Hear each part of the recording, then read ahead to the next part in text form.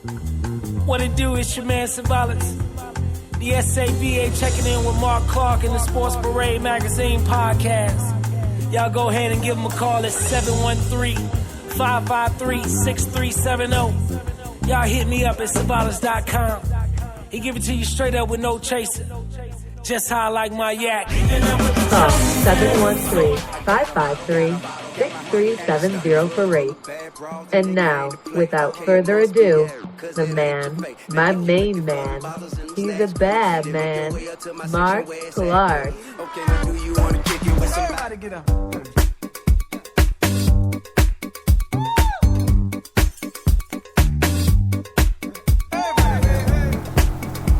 Good morning and welcome to another edition of the Sports Parade Magazine podcast. And you know that voice, you know that New Orleans accent. Can't be anybody but Mark Clark, publishing editor of Sports Parade Magazine and your host of today's podcast, NFL, baby. NFL, as we talk a little bit about everything in the world of sports.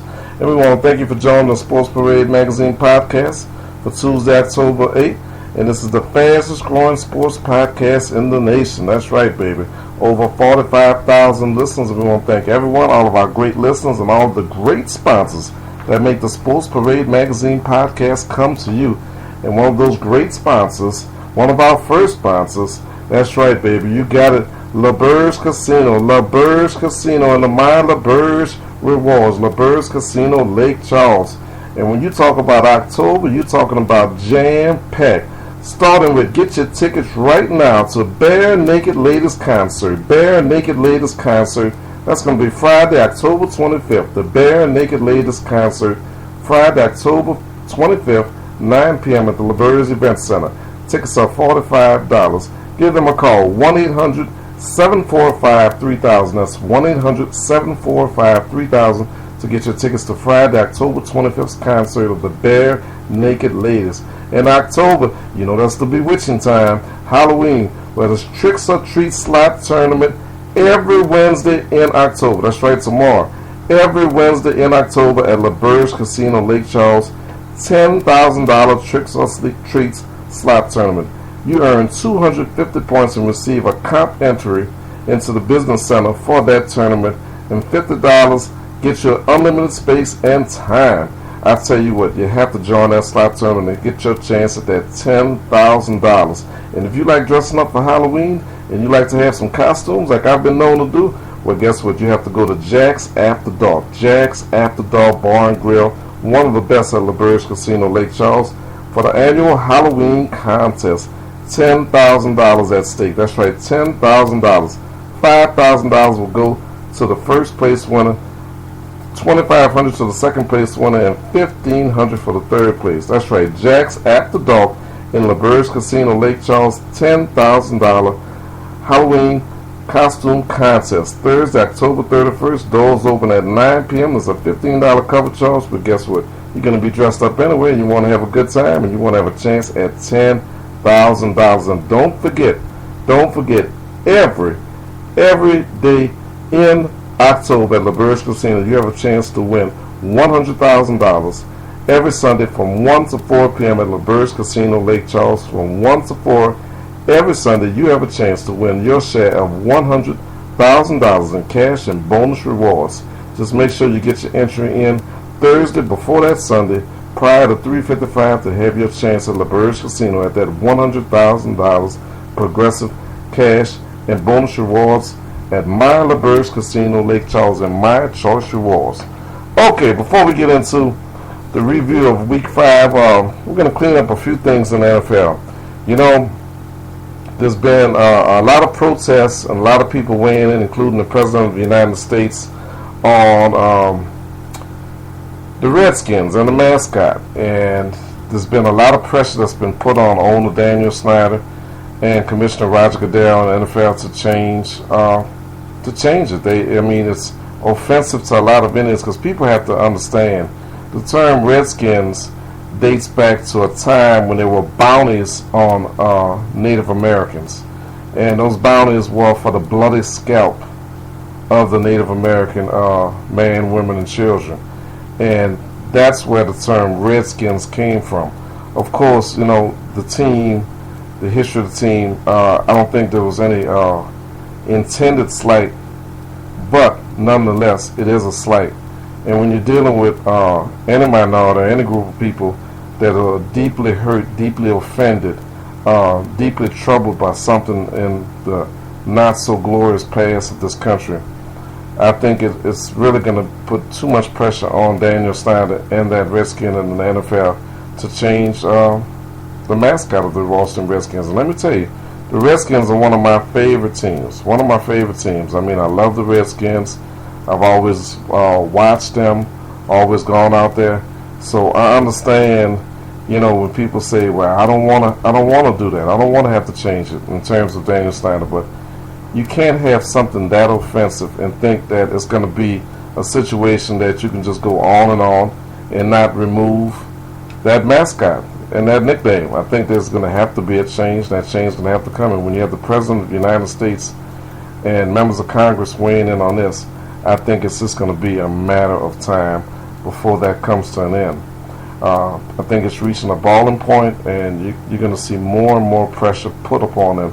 Now, the thing I don't understand about the owner of the Redskins, Daniel Snyder, and this whole situation with this mascot, the Redskins, is that I understand he's saying it's hundreds and hundreds of millions of dollars involved in terms of everything that's tied up in it, in terms of basically in terms of selling jerseys, selling souvenirs, selling merchandise.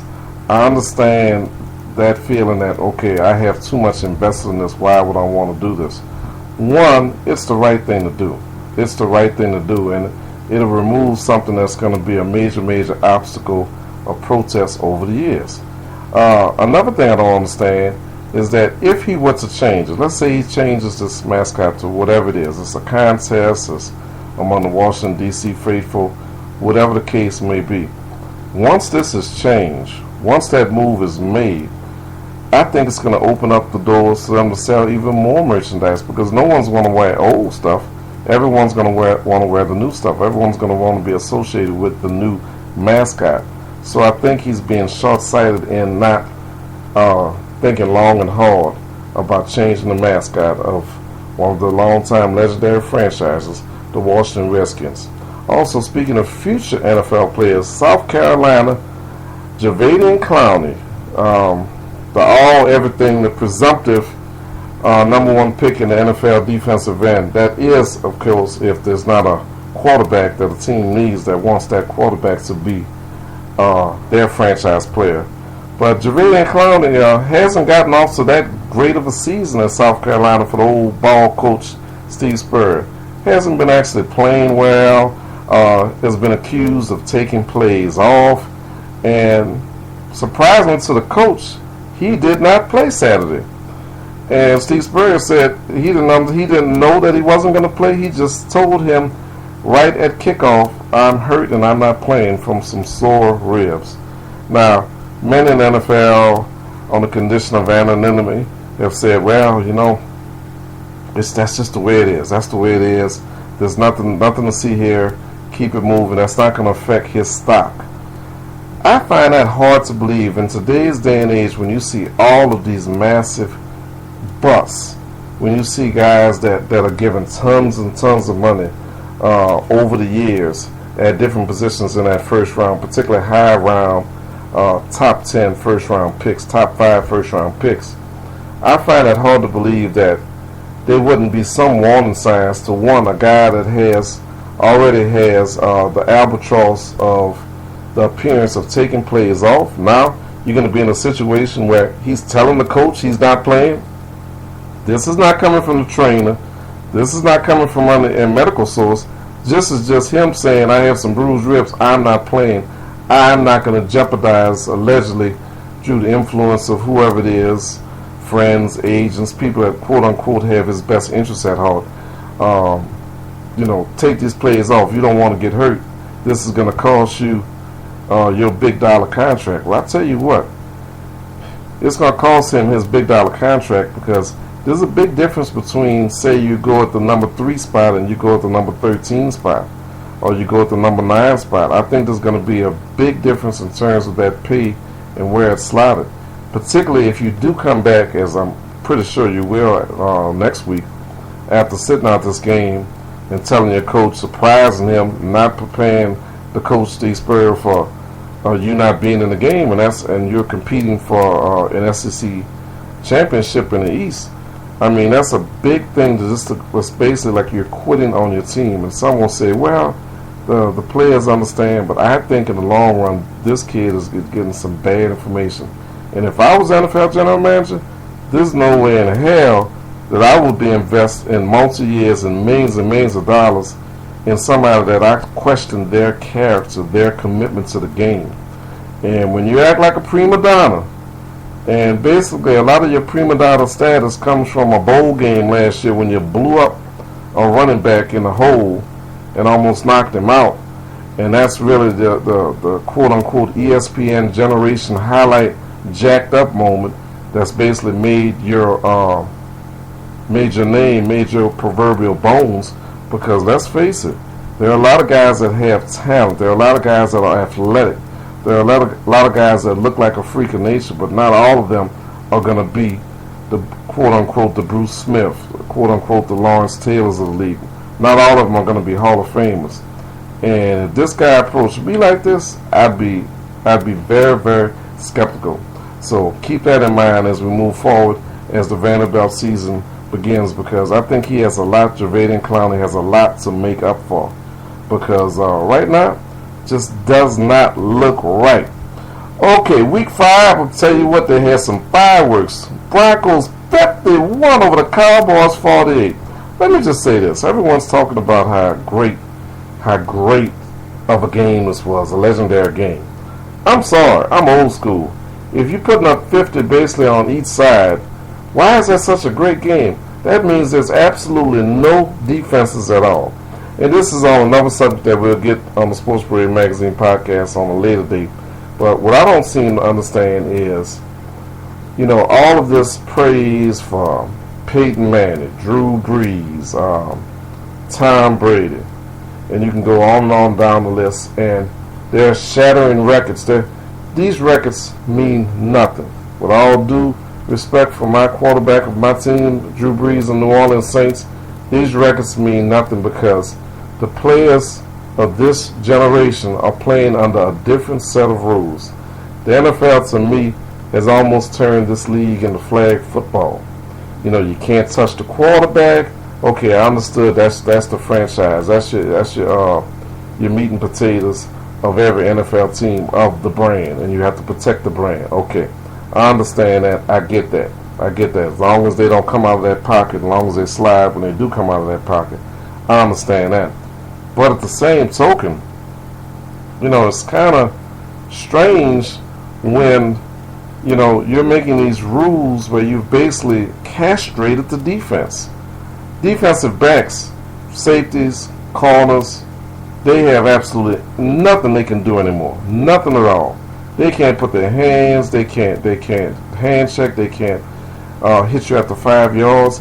If they even breathe on a wide receiver, all of a sudden it's interference. It's defensive holding. So you've basically made this game into a situation where anybody, and speaking of the defenses, the linebackers can't touch anybody anymore, because if you hit them across the middle, you're going to risk being suspended or getting a $100,000 fine. And I understand all this concussions and this and that, but the very nature of the game, what made players throughout the history and the record book so special in the NFL was because if you came across the middle as a wide receiver or a tight end, understand this, it meant that you truly were great, that you were a Kellen Winslow, that you were a Shannon Sharp. You were great. You understand? You were great. You had no fear. You were fearless. You were the Jerry Rices, the guys that weren't afraid to get hit, to get lit up. They had the concentration, the focus, the athletic ability, the God-given concentration of a world-class elite athlete to make catches despite the pain that they were about to endure. Okay, you fast forward to this generation, anybody and their mom off the street can come across the middle and can rack up yardage because you can't touch them anymore. They don't have that fear. And let me tell you something, fear works very well when you're trying to stop a guy from coming across the middle, when you're trying to inflict pain, and they hear footsteps, they used to say they had alligator arms. Well, now these guys don't have alligator arms, so you're basically making guys that maybe would be average or maybe above average, you turn them into elite. And as for the quarterbacks, I think these guys like Peyton Manning and Drew Brees and Tom Brady would be great in any era. But to say that the standard of a great game for a quarterback used to be 300 yards, that means nothing now. Nothing. You got guys throwing for 4. Speaking of which, Tony Romo, 500 yards. But rest assured, you could not have done that in another generation. These rules to get more scoring, and make no mistake about it, there's been a concerted effort by the NFL, the commission, and the owners to just make this into like a video game in terms of the scoring and get the scoring up. But they may have gone too far when you start seeing on a regular 12 to 15 quarterbacks not only cracking 300 but basically cracking 400, and in Tony Romo's case, in a loss to Denver, 500 yards. And let's flip it on that game. Denver, Peyton Manning off to probably the best start of any quarterback in history. You know, despite the neck surgeries, despite, you know, some of the loss of feeling, despite the fact that he's 37. But at the same token, you have rules that are basically different from quarterbacks of the past. And then all the genuflecting and all the bouquets that are lauded at Peyton Manning and the Broncos' feet. Well, guess what? I'm sorry. Even though you won this game and you're undefeated, when you give up almost 50 points to the Dallas Cowboys, a team that's only 2-3, a team that really hadn't had an offensive explosion this season like this one, even in the 2 victories that they had. What does that say about you going forward and being a true legitimate contender? I'm not knocking all you Peyton Manning fans. I'm not knocking Peyton Manning because I know I'm going to be getting the tweets at Mark's Word and at Sports Parade Mag, at Mark's Word and at Sports Parade Mag. I know I'm going to be getting the tweets that I'm a Peyton Manning hater. I'm not a Peyton Manning hater, but like I say on the podcast, Mark Clark, I tell it to you like it is. I give it to you straight with no chaser. And I don't think the team giving up almost 50 points is a legitimate Super Bowl contender. I don't care what your record is. And if you want to talk about records, Peyton Manning, without a doubt, probably is the greatest regular season quarterback in NFL history. But, it's a big but, at the same token, he has not produced in the postseason. Yes, he does have a Super Bowl title to his name, but in general, like last year, when he threw the big interception against the Ravens, Peyton has not come up to the level that his regular season stats shine and show through. Just want to say that. As for the Cowboys, always finding NFC East has got to be the weakest it's been in decades. And, you know, still at 2-3, you're still in the lead. But Tony Romo, one of these guys that despite throwing 500 for over 500 yards, 5 touchdowns, just terrific. Some say the best individual game for a quarterback in NFL history. And mind you, when they say that, they're talking about this era. Let's put that asterisk on everything. There's going to be an asterisk. It's not going to be a steroid asterisk like in Major League Baseball. But rest assured, it's an asterisk because it's just a different generation, different rules. And the rules are not a slight change. They're massive changes. This doesn't even resemble the game of the 70s and the 80s or the 50s. It just doesn't resemble it anymore. In terms of the league has castrated the defenses. The defenses are basically toothless. Even when they make a good play, usually you're going to get something. But as for Romo, 10 years in the league, 10 years, only 5 playoff appearances for the Cowboys and only 1 victory. 1 playoff victory. None playoff appearances in the past 3 years. But people keep saying how great Tony Romo is, including his head coach. Take a listen after the game.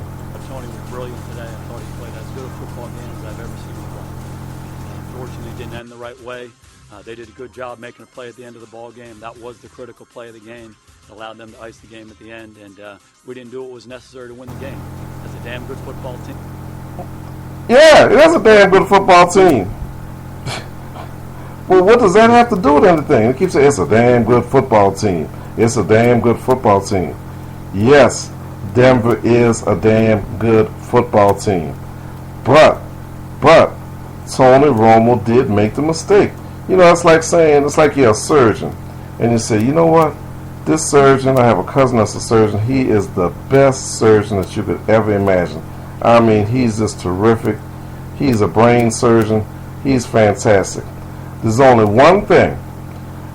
He had a 12-hour surgery, and the only problem is, in the last 10 minutes of the surgery, the scalpel slipped and the patient died. And you know, that's happened to him like 3 or 4 times. That's what we're dealing with. That's what we're dealing with. When you make comments like that, when you make comments about how great somebody is, when you do that, okay, you have to answer for that. Tony Romo has a knack of not making a mistake in the first quarter, not making a mistake when it doesn't count. He makes the mistake at the crucial time that costs the team the victory. Now, does that mean that Tony Romo is entirely at fault for this game? Absolutely not. 500 yards of total offense, 5 touchdowns, 3 or 4 receivers over 100 yards, spreading the ball around. Absolutely, they would not be there if it were not for him. But at the same token, it's football, baby. Football, not horseshoes, and he came up short. Plain and simple, he came up short. He just didn't do it. And, you know, a lot of people don't want to admit that. They don't want to deal with that fact, but that's a fact. You know, I told somebody on Twitter, Tony Romo, if you want to evaluate him, not just as a fantasy quarterback, but as a regular quarterback in the history of the NFL, and over his 10-year career, he's the best average quarterback. You can't call him elite. You cannot call a quarterback elite that in 10 years has not got his team but to 5 playoff games and only 1 playoff victory and none in the past 3 years. Mind you, this is with him having 2 Hall of Famers, one on offense and one on defense for the majority of his career. DeMarcus Ware on the defensive line, and his partner, best friend, brother-in-law, Jason Witten, the tight end. Not only that, he's had Pro Bowl seasons from the wide receivers. He's had Pro Bowl wide receivers over the course of those 10-year career. He's had Pro Bowl offensive linemen over the course of that 10-year career. He's had Pro Bowler defensive personnel over the course of that career. So you can't just say that, well, you know, Tony Romo is just a victim of his team. You know, people said that when you looked at the ESPN films 30 for 30. That's always been the mantra that's been handed down to Archie Manning, father of Eli and Peyton, that, you know, he was a great quarterback but never had the talent. You know, you can debate that for days and days as a subject of another show, whether he was great. But make no mistake about it, the talent that's been put around Tony Romo over the years would dictate that he should be better than he was. That's just a fact. And it just hasn't played out that way. And you can be very good, you can be excellent, but when you always do something at a critical time that basically ruins or stops you from taking that next step, you're just the best of the average. Or maybe you're the best of the pretty good. Or you're the best of the good, but you can't be elite.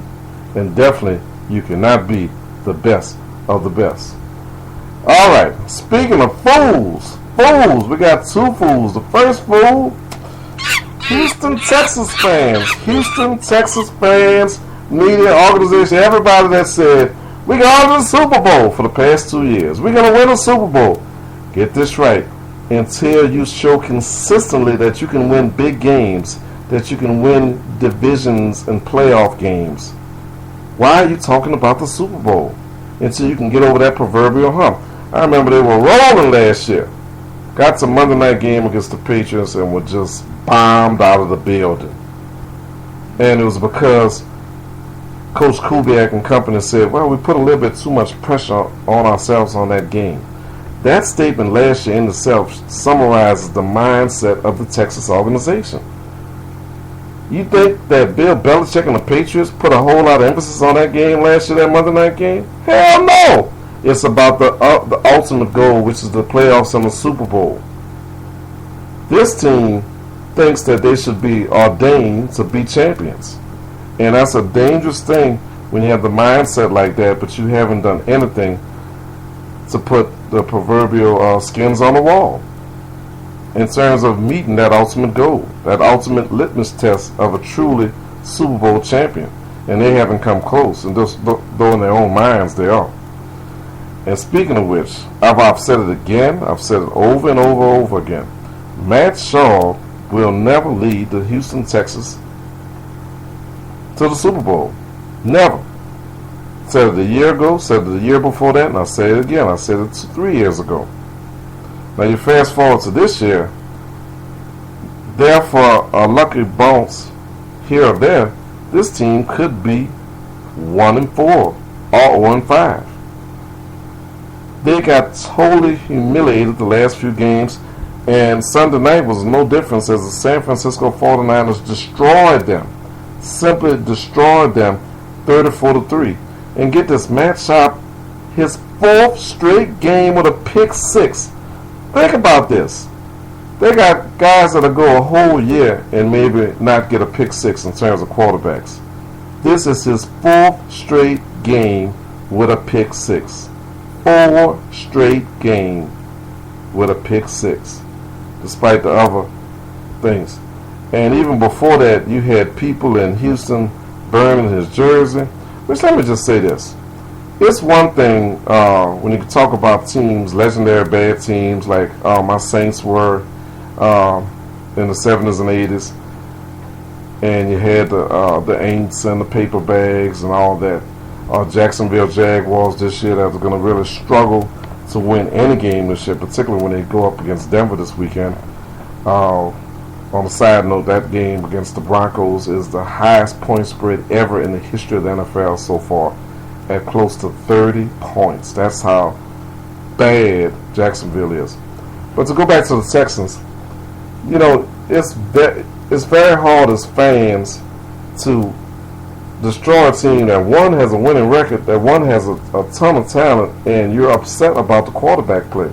And I can understand that. I can understand you think that the quarterback of the Texans is the only thing holding you back.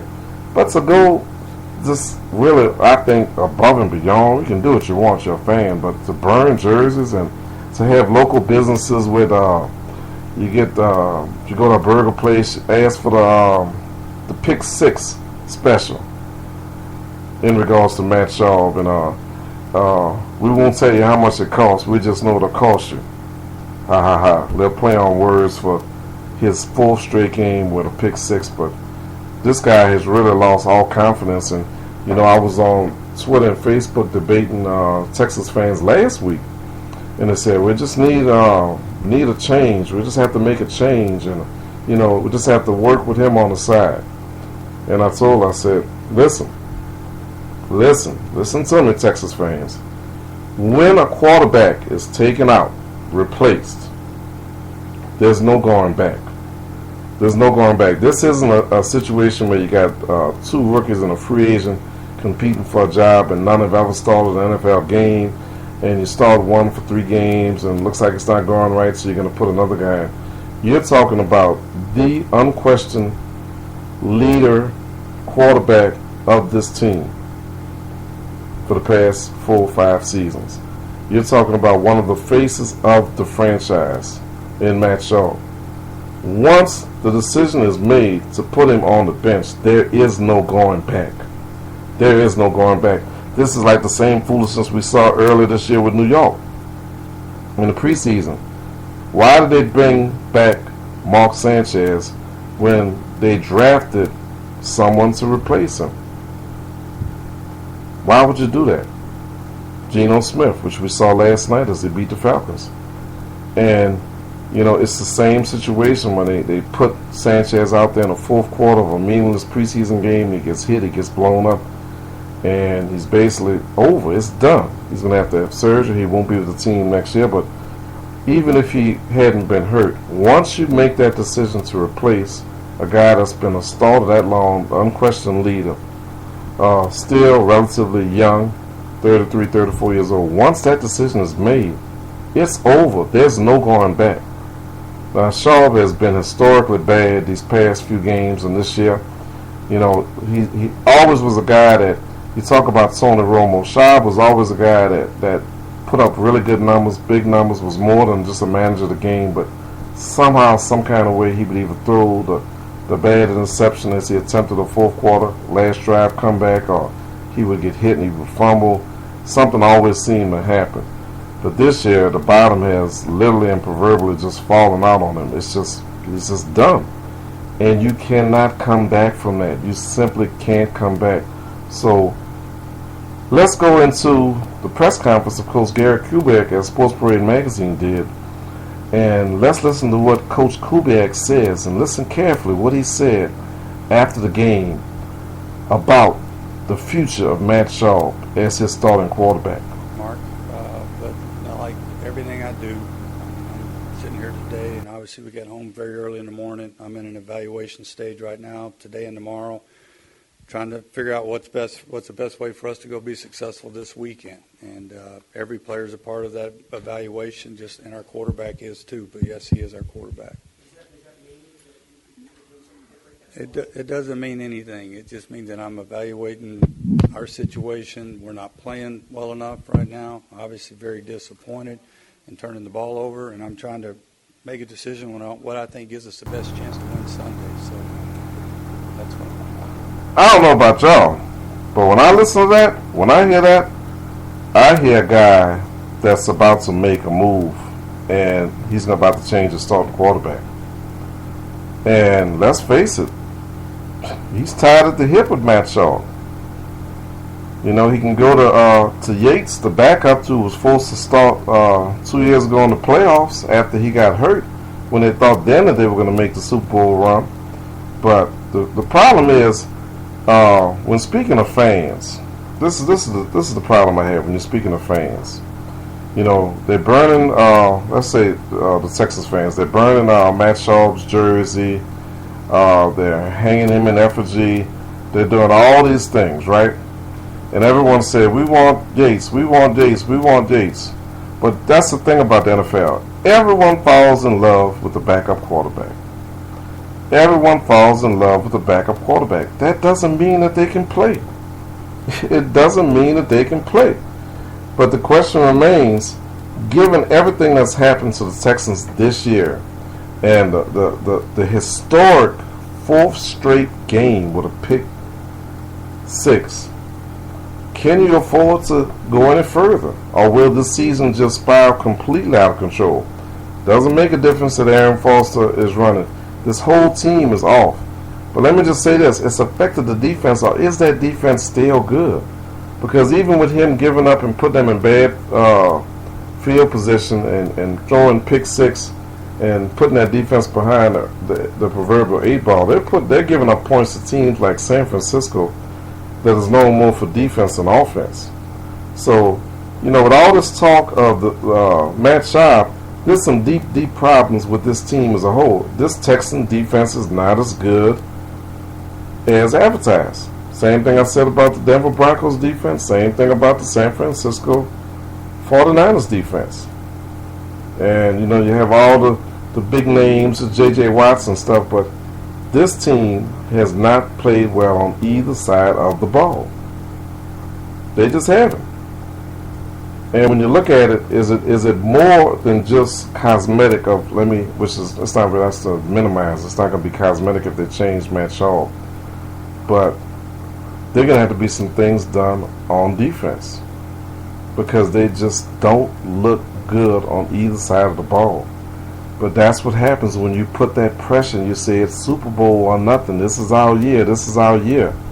If it's your year, you just do it. You don't talk about it. Every year your goal should be to make it to the Super Bowl, but you don't brag and talk about, hey, we have the talent, we have this and that. Just do it. No game is won on paper. No game is won on paper. And I think they made a big mistake in going out and getting New Orleanian Ed Reed, ex-Baltimore Raven, legend and great and future Hall of Famer. Because if you look at Ed Reed in that defensive backfield, he's ancient. And I think that this whole Texan organization has basically tried to mimic a lot of the things that the New Orleans Saints did when we won the Super Bowl 3 years ago. You know, Ed Reed was going to be the key, the focal point that was going to take them over the top. But guess what? Ed Reed, at this stage of his career with the injuries, is no Darren Sharper. Darren Sharper, even with a bad knee, is playing better than Ed Reed. Ed Reed couldn't get the angles on long passes to bring receivers down. It's not drawing the ball loose. I think he had maybe one interception in the first game of the year, but other than that, I think that was a mistake thinking he was going to take you over the top. Among other things, it's just to me an epic fail organization-wide from top to bottom with this Texan team in terms of the mindset, in terms of preparing them. You have a kicker that they put so much high hopes. The kicker's already missed 6 kicks. 6 kicks! Who does that? What kicker in the NFL, keeps his job with 6 kicks missed in 5 games?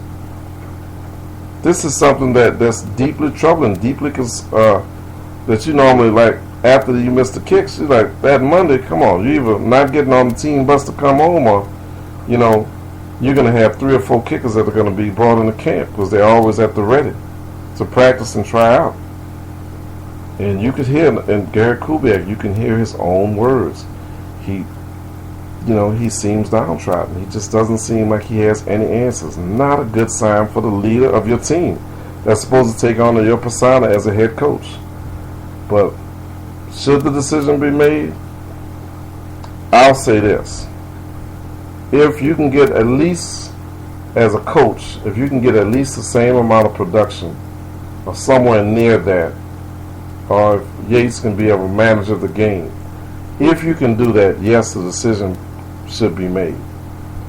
But once it's made, it's definitely over. It's going to be almost impossible psychologically, even now, for Schaub to overcome all of the interceptions, all of the bad play, all the pick sixes. But there's always hope. There's always hope that he could. So a gamble is going to have to be made. A decision is going to have to be made. Do we move forward, or do we just say, this is it? It's dead, it's done, it's over. Because once that decision is made to replace him, there's no going back. No going back. So remember that, Texas fans, and remember, the backup sometimes is not as good as you think he is. He's just another guy. Sometimes a worse guy. That's why a lot of them never see the light of day unless of an injury. All right, my Saints, who that, baby? Stayed undefeated, and they beat down the Bears. One of the first victories in Chicago. In decades. I think it's been like 6 or 7 tries over the years, and we've never seemed to be able to get a win. And Drew Brees talked about that, and this is courtesy of the Black and Blue report and Sean Kelly's Black and Blue report. This footage of Drew Brees talking about that win in Chicago. That time, man, we've come up here quite a few times, in some big games, and unfortunately we're never able to walk away with a victory. 06, 07, and 08, in 3 consecutive years. We've been waiting for that opportunity to come back. This, whenever you come up here, that's a great football team. That's a great defense. And it's been a great defense for a long time. It's a very prideful bunch. As consistent a defense as there is. And you know what their formula is for winning. It's taking the ball away. It's giving their offense opportunities. It's making you try to get impatient, And so we knew the formula coming into this game was to remain patient, to run the football effectively, to be very efficient in the passing game, and to take care of the football. Priority number 1. And we were able to do all those things, and that's why, a big reason why we won, and great. Big reason why we won. You said it all. He said it all. And once again, that's thanks to the Black and Blue report, Sean Kelly's Black and Blue report, that audio of Drew Brees talking about winning in Chicago. And we were there at Sean Payton's press conference, Sports Parade Magazine, as he talked about the game. Like I always said, these post-game press conferences are not for the faint of heart, because These coaches don't want to be there. It's just NFL mandated. And win, lose, or draw, they're never really in the best mood because coaches spend 22 hours a week breaking down footage, preparing the teams. They're tested, sleep deprived, and it's never perfect. There's always things that they could have done better. But Sean Payton was happy with the victory. Real quick, proud of our effort, and good hard fought game. Thought our guys played real smart, and we did what we needed to do here to get a good road victory. Wasn't always perfect or clean in the second half, but it was good enough. We played well. Short and sweet, baby. Short and sweet. Sean breaking it down for you. Short and sweet on the Sports Parade Magazine podcast. Let me tell you, this game, we still don't have the running game. We still don't have a running game. That still concerns me. But early in the season, when I broke down what's the potential for the playoffs, I said, if you can win 7 out of 8 at home, or 8 out of 8, which is extremely hard, but if you could hold serve at home and win the majority of your games, maybe 6, preferably 7, and then steal a couple on the road. And when I said steal, you're thinking about, teams that, that maybe on paper don't look as good at the beginning of the season. But that's the problem. On paper at the beginning of the season, you can't go from year to year because things change so dynamically. Last year at this time, we're winless. We're 0-4. Last year at this time, Falcons are breaking out like gangbusters. Situation reversed just a year later. You never know from year to year. Last year, Kansas City was a joke. This year, Kansas City is undefeated. You never know year from year to year. Last year, the Redskins started out on fire. This year, boom, struggling, barely treading water, not treading water. Last year, the Giants, were never this historically bad as they've been this year. So you never know. But I will say this: getting that win in Tampa, now getting the win in Chicago, that bodes extremely well for the future of this season. Bodes extremely, extremely well because it's a sign that, not only can we win at home on the Dome, and you saw the running backs and the wide receivers slipping on the turf in Chicago and Soldier Field. There's a reason why they say Dome teams struggle outside. It's because of that. It's just a different turf, a different field. The grass is longer. Sometimes they wet it down depending on the, to give the home team a little bit of an advantage. Sean Payton had talked about in the weeks leading up to make sure the players had the right cleats on, but it never works out that way. Even in the Super Bowl, never forget the Super Bowl win. Sean Payton lit into, we had this running back, Bell. And, forgive me, right offhand, I don't remember his first name, but, we were right down there. It's like 2nd and goal, whatever it was, 3rd and goal. He had a chance to run it in, and he slipped. Really didn't even get a chance to get to his blockers on the line to see if we could have scored a touchdown early in that game against the Colts when we won the Super Bowl. And he lit into him he said, let me see your cleats. And he had the wrong size cleats on. He didn't have what was needed to gain the traction in the footage. Well, NFL teams go out there 2-3 hours ahead of time before the game, but you saw Pierre slipping, you saw all the running backs slipping, and it makes you wonder: did they not get the message? Did they not understand which ones that they needed? But whatever the case is, it's extremely hard. But winning that game against a very good Chicago team. Not a great Chicago team early in the season, but a very good, you could easily say a playoff team. That bodes extremely well. Still have trouble when we get down in the red zone in terms of the offense kind of bogging down, settled for far too many field goals. We had this game well in hand. This game got too close. For a few reasons. One, our inability to run and take up more time, but more so for the fact that we gave up this huge play. Kenneth Vaccaro made the tackle to save the touchdown, but that's what really made this game more close and gave them a chance to kick an onside kick, and maybe if they had recovered, score again and get a 2-point conversion to tie the game. So it shouldn't have come down to that, but those are things that can be worked out. But my hat's off to this defense. I've been on Cam Jordan's bandwagon all training camp leading into the season. Junior Gillette is just fantastic. 2 bookends, but up and down this entire defense, from the corners to the safeties to the linebackers, have really played above their heads. And of course, all credit goes to Rob Ryan, because he's working miracles. And as a true Saints fan, I'm not blinded like some are. I'm not blinded. I understand the faults and the frailties of my team. And this is still, on paper, the same kind of defense that gave up historic numbers last year. So, while we're playing well and we're turning the ball over, which is crucial, you're always in the back of your mind, when is it going to slip up? I hope it doesn't. I hope this momentum, this confidence that we gain, you can ride right through to another Super Bowl. But my hat's off to Rob Ryan. One more game before the break. We play the Patriots Sunday.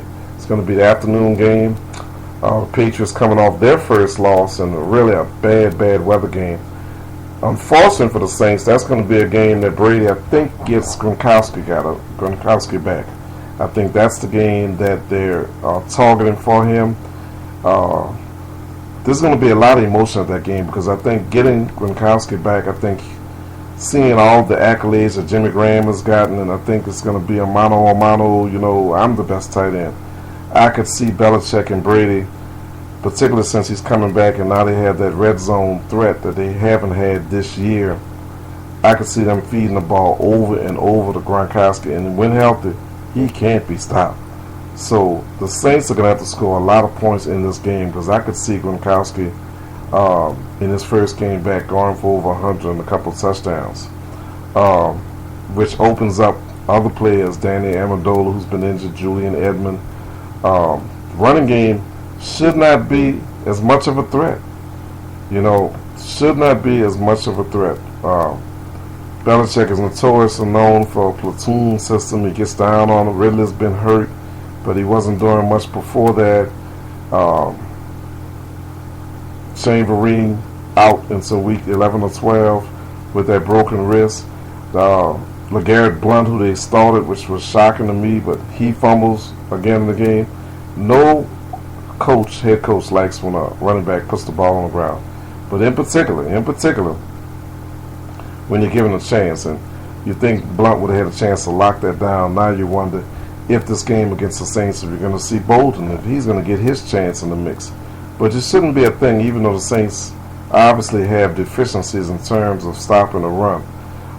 This should be one of the easier games in terms of that. But look for Brady, after only putting up 6 points, and actually his streak of consecutive 300-yard touchdown games comes to an end. I could see him really coming out firing on all cylinders. But the Saints have been up to the task so far this year. Great record. And I see no reason why they shouldn't be up to this task. But it's going to be a great game. Finally, rounding out the Sports Parade Magazine podcast for Tuesday, October 8th. Atlanta Falcons. Oh, baby. Monday Night Football. Rookie quarterback Geno Smith.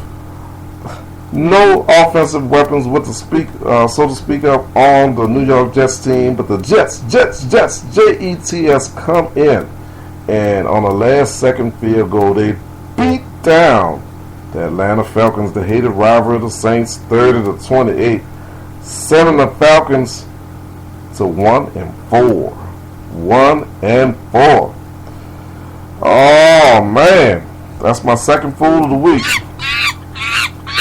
Second fool of the week, this organization of the Falcons.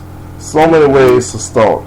First of all, Roddy White. Roddy White has been hurt since the first game of the season against the Saints. They hid the fact that he had the high ankle sprain. I have no problem with teams deceiving other teams in the media about injury statuses of players. No problem at all. I understand like they've been playing cat and mouse with Gronkowski all year, whether he's going to come in or not. Same thing with this groin hernia thing that Amendola's doing. I understand, because it forces the opposing teams to prepare. But once you saw just the meager output and production, 1, 2, 3, 4 games in, it makes you wonder, why are they putting him out there? Why are they putting him out there? Then he's out there last night, doesn't do much, as he hasn't done, because he's not quite up to par. He's probably only at 60 or 70%. And then he gets hurt. Pulls a hamstring this time to go along with that. And even though they have a bye, no telling how that's going to affect him.